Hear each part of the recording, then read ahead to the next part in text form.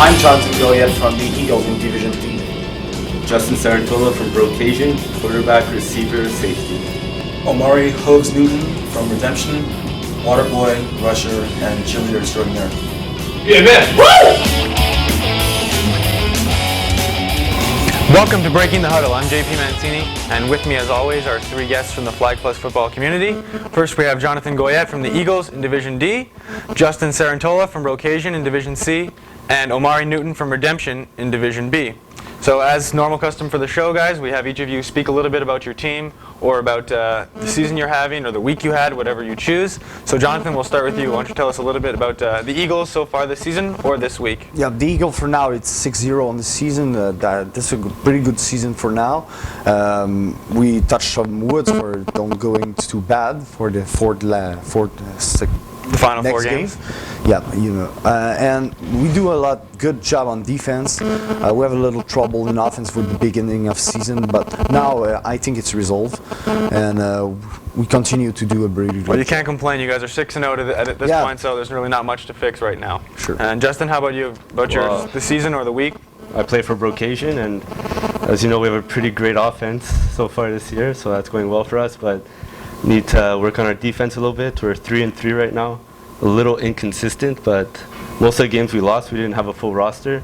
So I think our next few games will be a deciding factor whether we do well this season or not. To be fair to Brocasian, they are playing in the toughest division with my own Briscoe High Hawks, so you have to be fair to them. And it's been tough for them, but we're expecting them to do a little bit better so far the rest of the season. Yeah, we'll step it up, though. We'll see what happens. And Omari, you play for your Redemption. Right. So I play for Redemption. We're having a pretty good season.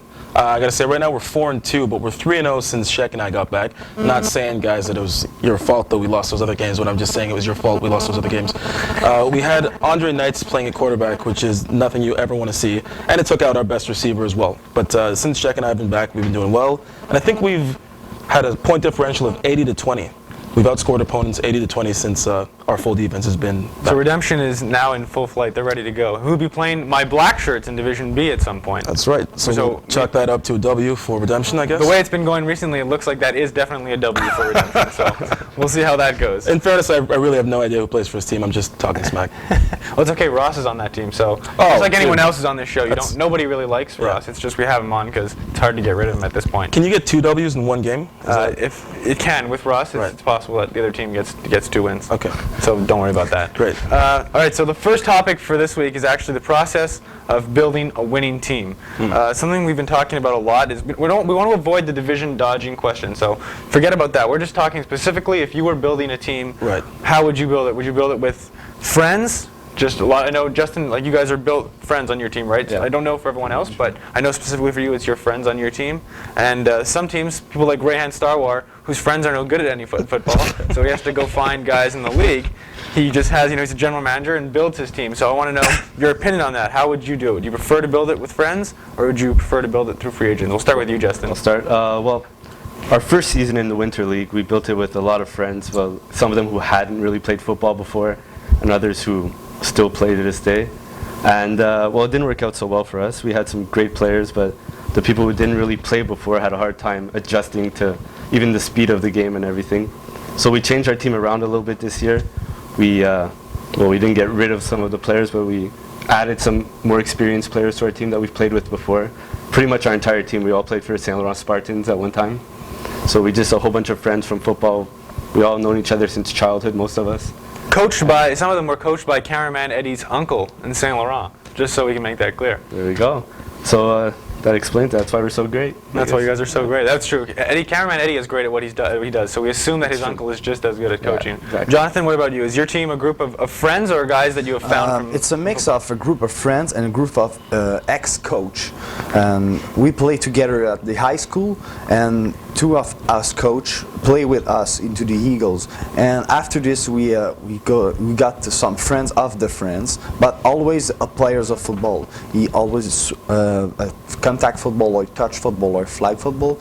So they all play football, and they all friends. But it's friend of the friends. So it's friends and guys who have played in different Yeah. levels of football at some yeah, point. but everybody have un lien ensemble. Okay, so some sort of connection between all of Yeah, you. some connections. Exactly. And Omari, how about you for Redemption? I know there's some guys who are friends on that team, right? Well, our team is all friends actually, but I highly recommend getting as many ringers as you can.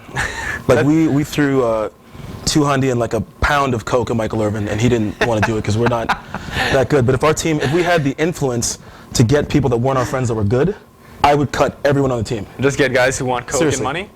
Seriously. So if anybody's good out there watching, I would cut all of my friends, because right now we have all friends. But anyone who wants to join Redemption who's good, come and try out. We'll pay you money to join us. Because I think that's the cooler thing.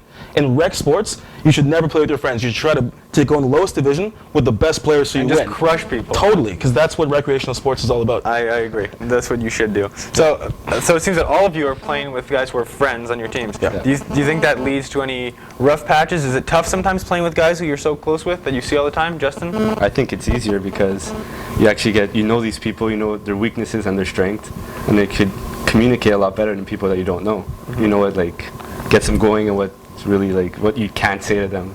So I mean that's a good point. I mean, if you were trying to argue that point for Omari, let's say if I have a guy on my team who's my friend, and you know he's not playing well, do you find it tough to tell him, you know what, you're not playing well.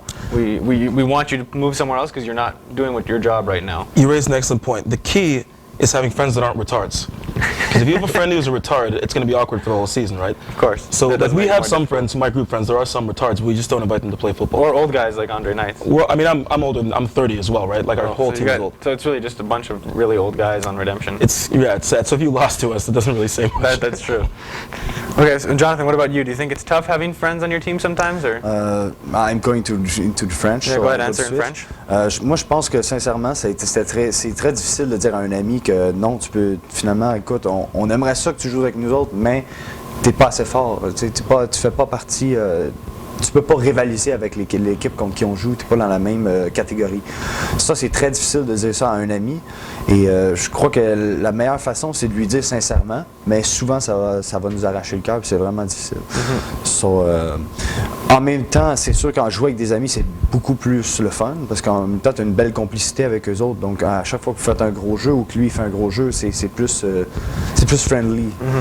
Mais en tout et partout, moi, je pense que c'est vraiment difficile de dire à un ami. J'ai eu à le faire l'année avant, dans les saisons passées. Mais là, présentement, je touche du bois parce que ça va très très bien à date. J'ai pas de problème avec aucun de mes amis dans l'équipe, mais quand que l'équipe va bien, c'est dur de trouver des problèmes. C'est quand que ça va mal que là, les problèmes me ressortent. Absolutely. So, Justin, would you agree with that? You don't Yeah, find it that- tough at all? Have you had that? Have you had that We on your have team? we have had situations where, well, especially after the winter season, we had to kind of get rid of, well, not get rid of, but when we had to like decide on the team that we wanted for the next season, for this season right now, we had to make a few tough decisions about like who we should keep and who we should kind of let go. And well, we made the decisions, and it was hard. Of course, it's never easy, but That's it the way- worked out for the best for us. Yeah, it works out. I think Also, I want to add one more thing. Go ahead. If a player is playing bad, even if it's your friend or not your friend, they know they're playing bad. You don't have to tell them to their face. They know what they're doing. Yeah, no, I So think it that's doesn't a matter good if they're point. friend or The not. last thing they need to do is hear it from their friends Yeah, that they're not exactly. playing well. I think most people understand at this point. I think that we had this conversation today actually with Flag Plus guru Darren Basmagian, who was saying the best part of playing with friends is that when you do win a championship or you become very successful, it's 100 times of a better feeling. You know, you feel like you've won with your friends. It feels great. So I think everyone would agree that's really the goal for you guys, right? Is to win with your friends so you can have that feeling of really winning. Unless you're Omari, who just wants to win no matter what at this point. Well, no, the key, you're right, is to win with your friends, but it's to choose friends that aren't, like I said before, They don't suck at football. retards. Yeah, or And if retards. they do, you can always cut them via Facebook or Twitter. That's the best way to do Like you it. just tweet whatever. Andre Knights is no longer a part of Redemption. You He's just not, I don't tweet know that. if he's going to last through the rest of the season. I don't know. If He's he'll not be very able- good. He's not. I agree. I told him that yesterday. He's not very good. So what do you guys want to do now? If you're failing, now you're all having pretty successful seasons. No one has a below 500 record, so that's a good start for all three of you guys. What do you do now if you start losing a couple of games? Let's say Omari, let's say you lose the next 2 games. Okay. How do you fix that with your team? What do you guys do? What is the process for redemption if they're having issues? Realistically, you know, you're going to lose some games, right? So it's just a matter of like, as long as you're doing what you're supposed to be doing. If you just lose because the better team won or you made, you know, some bad mistakes, then you just work on fundamentals, right? Like you don't want to turn the ball over, just basic things like that. But if you're just losing because guys are whatever coming hungover, for example, Which happens if you play for the Empire. or if you play for Redemption, if you got guys coming hungover, just have an intervention with them and put them in rehab, and you should be fine. Okay, and Justin, what about you? What's that process for you? Do you just communicate with the guys, or do you try not to overreact too much to certain situations? Well, you obviously don't want to overreact because then you could become like the guy on the team who's like kind of away from everyone, who's like they reject you sort of. You kind of want to stay like in a group, like a family. You have to keep it as a family. You can't overreact, but you have to like set it straight, set everyone straight. Make sure they know what they have to do and make sure they do it right. Not like throwing interceptions in the last 2 minutes of the game or something. Like easy stuff when you have a lead and making sure you're making the right decisions. Keep it simple. Exactly. All right, so then basically, if we're asking each one of you the same question here, would you do it by building free agents or with your friends? What's the answer for you, Jonathan? Friends or by building it through free agents? I think friends is, for me, it's friends. Justin? Friends for sure. Omari? In all seriousness, friends. Friends. All right, you know what? Now we've talked about whether you would build it with friends or with free agents. We all agreed with friends. How about how would you build your team specifically at certain positions? What is the most important position to start with? Jonathan, if you had to pick one position to start your team with, what would it be? It's absolutely the quarterback. Quarterback? It's the heart of the team, and you can't play without him. So now, if you're picking a quarterback, do you want a quarterback who's an athletic rushing type quarterback, or do you want that pocket passer, the guy who stands back and just whips the ball out I there? think in flag football you have to have a running quarterback. Running quarterback? Yeah, because flag football it's much a passing game, but it's also if you can run, that can be some damage. You can do some damage. With Justin, this. what about you? Same kind of question. Do you start with the quarterback first of all? Is that the most important position for you I guys? think the quarterback is the most important position, and I think you don't need an agile quarterback, you need a smart quarterback. You need someone who sees the whole field, who knows where people are going to be, So who understands So you the game. prefer to start with the pocket passer rather than the guy who runs around? With like someone who's athletic, Of course. who can move around in the pocket, but someone who sees the whole field, who knows where people are going to be, how to read coverages. So you think understanding the game is probably the most I do, important thing? yeah. And Omari, what about you? I mean, you guys had Andre Knights at quarterback for a bit, and then Right. and then Mike Godin. And so we're 1 and 2, right? With Andre Knights? And then with Goddamn, we're 3-0. So there you go. You suggest taking the pocket passer? Well, I mean, I agree with what everyone's saying, but just to to get a bit creative, what I will say is on the other side of the ball, the rusher is without a doubt the most important position. And I'm not just saying that because I play rusher. Honestly, I think it is. If you have a good rusher, they can be a destructive force on the other side of the ball.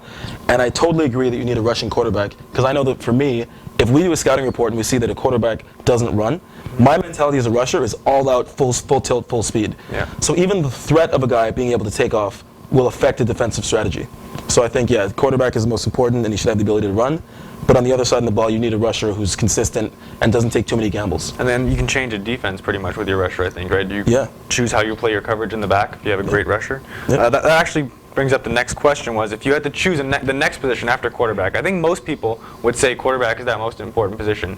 But now you're looking at your second guy you're taking on your team. Are you looking at a safety, a guy or maybe a guy who's a wide receiver threat, or a rusher? What would it be? So do you think it would be the rusher, Omari, the next important position? I would have to say it has to be the rusher because the rusher, he's the first one in on every play. And just like in real football, right? If you've got a strong defensive line, they can create havoc for the rest of the offense, and that causes the quarterback to throw up ducks, which will lead to interceptions, which can lead to points. So, Justin, what about you? What do you think? He makes a really good point, but I think that a safety is really important also.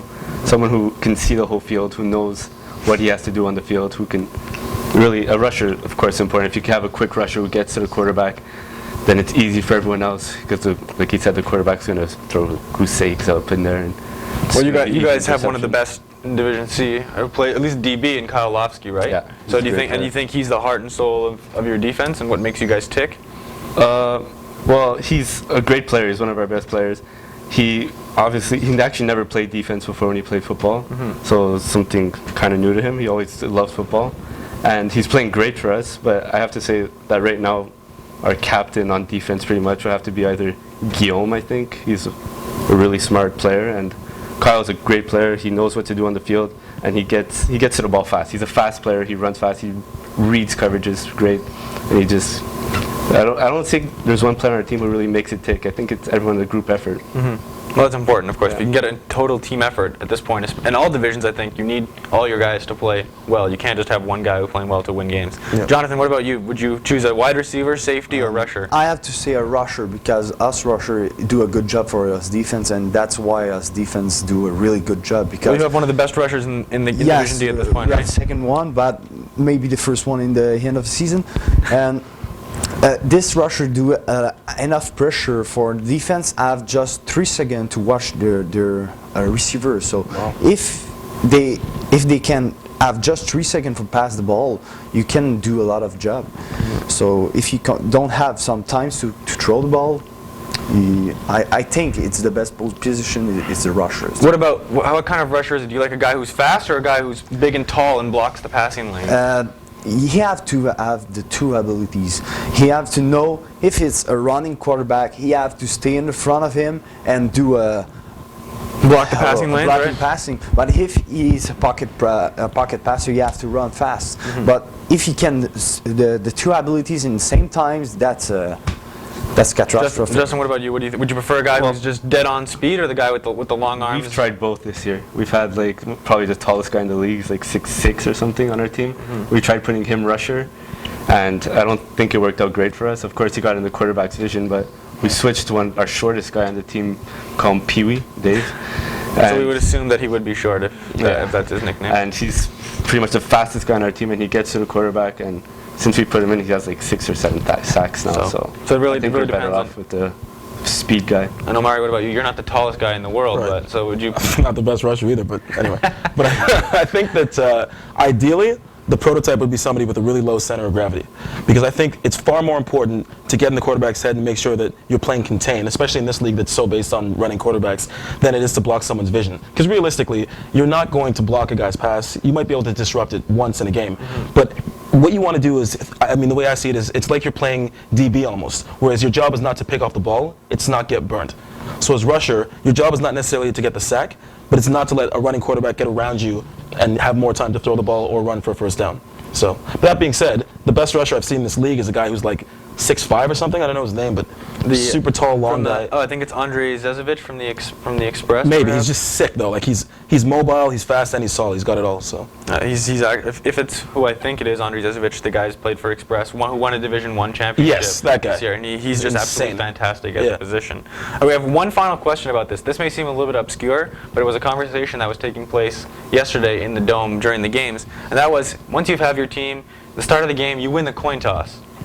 Are you taking the ball, or do you want your team playing defense? Justin?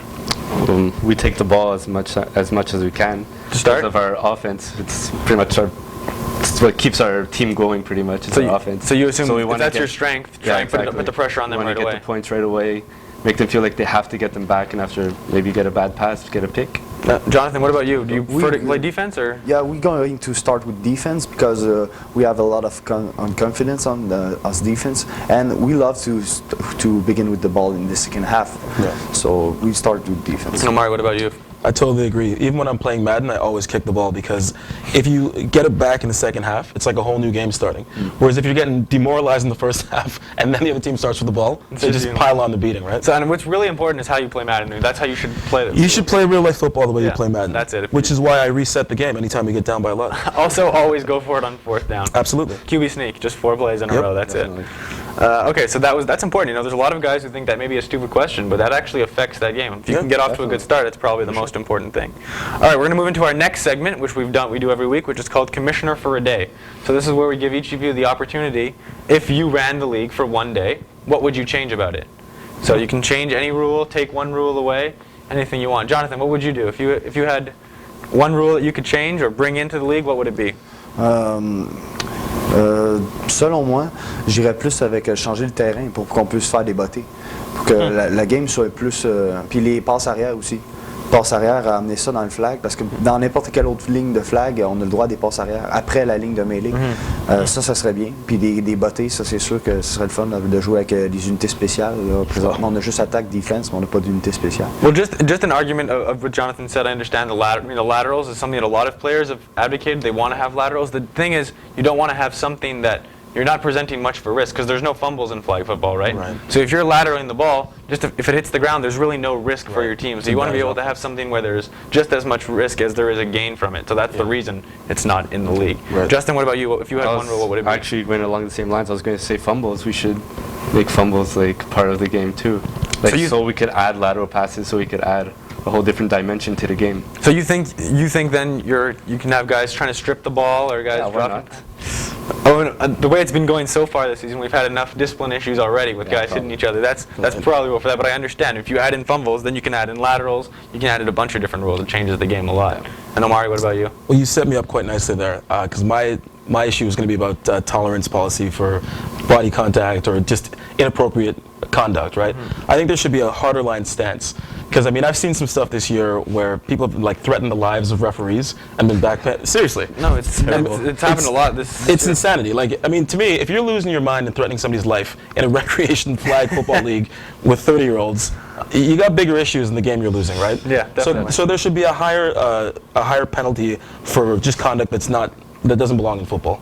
That's what I would say. I mean, we added the discipline committee this year as one thing, and hopefully those guys will lay down the law a little bit, and that we would like to obviously eliminate all these issues from the league. It's impossible to completely eliminate them, but as much as possible. I recommend a 2-game suspension, and if it happens again, expulsion from the league. There's absolutely no reason you should hit someone in flag football or threaten to kill someone's family. No, Definitely. I agree. I think that pretty much wraps it up for that conversation. Everyone seems to agree about it. So I'll move into our final segment here where we ask each person individual questions, and there's 3 for each of you, so I'll go down the line one by one. We'll start with you, Jonathan. What has made the Eagles so successful this season? You said you're 6-0. What have you guys done so well? Definitely the defense. We have only 41 points in 6 games. Against you? Against him. So the defense saved us a lot, and I think that's why Eagles' success for now. The defense so far? Yeah. Okay. Justin, Brocation's a relatively new team to the league. You've been in a couple of seasons, but still relatively new. You guys seem like you have a lot of fun out there. We saw you this week wearing the red lobster bibs when you guys were playing lobster dinner to try and get in their heads a little bit. Is that something you guys do for yourselves to keep for fun, or do you think it gets in the other team's head? No, we're just doing it for fun, and lobster dinner was really great about it too. We spoke to them before the game, telling them it was just like good fun and everything. They were laughing at us. They said whoever lost the game had to pay for dinner, so they're really good guys. Did Brocation win that game last night? No, we lost. So did you take lobster before dinner last play? Did you take lobster dinner out? Well, we're planning on it. So you owe it to them. They won't forget, trust me. I know they won't. Omari, so I was checking the roster for Redemption this year. You've played 2 or 3 games so far this season? I played my 3rd game last week. Can we expect to see you on the playoff roster for Redemption? You can. I'm in town for the summer till September, so I live in Vancouver now, but I come back to shoot this show, Blue Mountain State. Which we'll get to in a little bit, actually. So don't give it away yet. Oh, okay. But yeah, I'll be on the playoff roster, unless they cut me. Then if you do, I don't think they would. you guys. You just can't let them do that. There's guys on that team who are no good, so I think Like you Andre should Knights, Yeah, exactly. Mike Godden. Those 2 specifically, I would kick them off Really first. bad players, those 2. All right, Jonathan, back to you. Do you believe that the time you spent last year with the Triple Sixers, you played with the Triple Sixers last year, right? Do you think that has helped you grow as a player?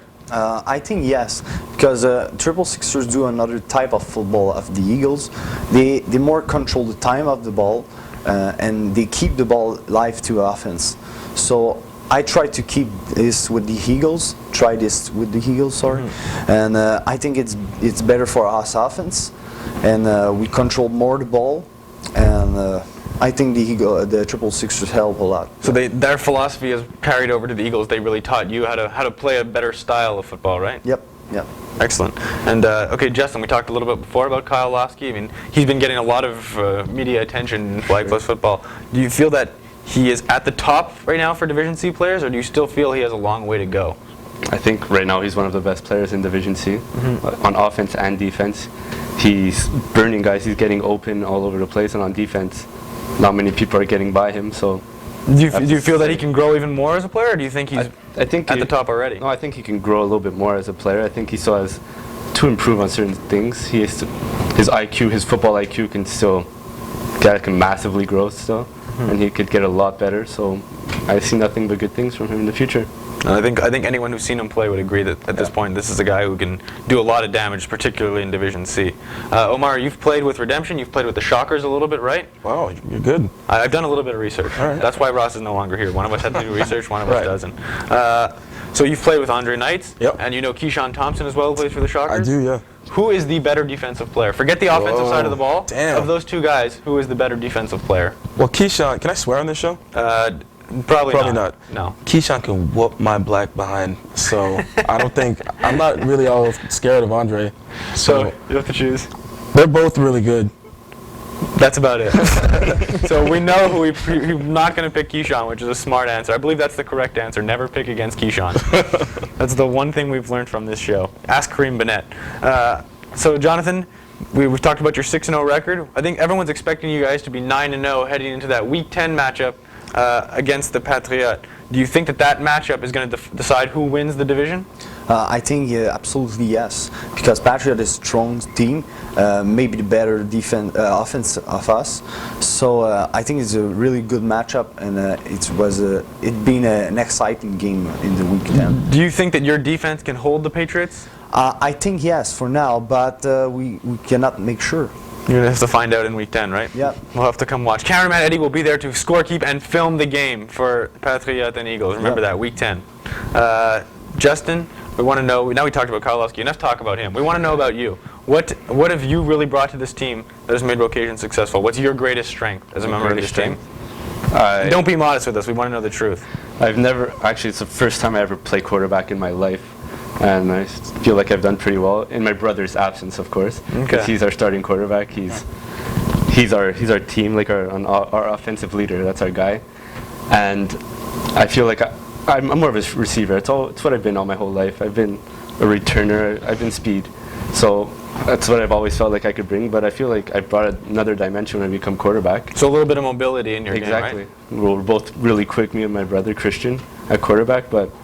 I feel like we're completely different players. I just have a tendency to set my eyes on one guy and just go for that guy, and I know what I want, and I get it done. And you're just trying to help your team as much as possible at any position, right? I do whatever I can for the team. Excellent. And Omari, we talked a little bit before about Blue Mountain State, which you mentioned a few minutes ago. You're here filming for the summer. Some of us know you as Larry from the show. Correct me if I'm wrong. It is Larry, right? I do play Larry on Blue Mountain State. So for those of us who, I love the show. It's fantastic. It airs on Spike TV, right? For those people who have not seen the show, why don't you pitch it a little bit to them? What can they look forward to, and why should they watch the show? Blue Mountain State is really like Mad Men or The West Wing in terms of how serious it takes itself.